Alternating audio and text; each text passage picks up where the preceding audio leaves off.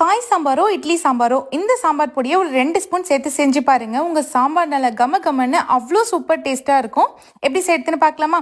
அதுக்கு பேன்ல 2 ஸ்பூன் துவரம்பருப்பு எடுத்துக்கோங்க, 2 ஸ்பூன் கடலைப்பருப்பு எடுத்துக்கலாம். இப்போ 2 ஸ்பூன் உளுத்தம்பருப்பு எடுத்துக்கோங்க, 1 ஸ்பூன் பச்சரிசி சேர்த்து நல்ல லோ ஃப்ளேம்லேயே வறுத்து எடுத்துக்கோங்க. நல்லா கலர் சேஞ்ச் ஆகி வரணும் இந்த மாதிரி. இப்போ இது ஒரு பிளேட்டுக்கு மாற்றிடலாம். இப்போ 4 ஸ்பூன் அளவுக்கு மல்லி எடுத்து அதையும் நல்லா கலர் சேஞ்ச் ஆகி வாசனை வர அளவுக்கு வறுத்து தனியாக எடுத்து வச்சுக்கோங்க. இப்போ 1 ஸ்பூன் மிளகு, 2 ஸ்பூன் சீரகம் சேர்த்துக்கோங்க, 1/2 ஸ்பூன் வெந்தயம், 1/2 ஸ்பூன் கடுகு எல்லாமே சேர்த்து நல்லா வறுத்துக்கோங்க. நல்லா வாசனை வந்ததும் இதையும் தனியாக எடுத்து வச்சுக்கலாம். இப்போ இதில் ஒரு 7 காஞ்ச மிளகாய் சேர்த்துக்கோங்க, ஒரு கொத்து கருவேப்பிலை சேர்த்து இதையும் நல்லா முருகலாக வறுத்து எடுத்துக்கோங்க. கருவேப்பிலை பார்த்தீங்கன்னா நல்லா இந்த மாதிரி முறுமுறுன்னு இருக்கணும். இப்போ இது எல்லாத்தையும் மிக்ஸி ஜாரில் சேர்த்துக்கலாம். இதோடவே 1 ஸ்பூன் மஞ்சத்தூள், 1 ஸ்பூன் பெருங்காயத்தூள், 1 ஸ்பூன் கல்லுப்பு சேர்த்து நல்லா மையாக அரைச்சிக்கோங்க இந்த மாதிரி.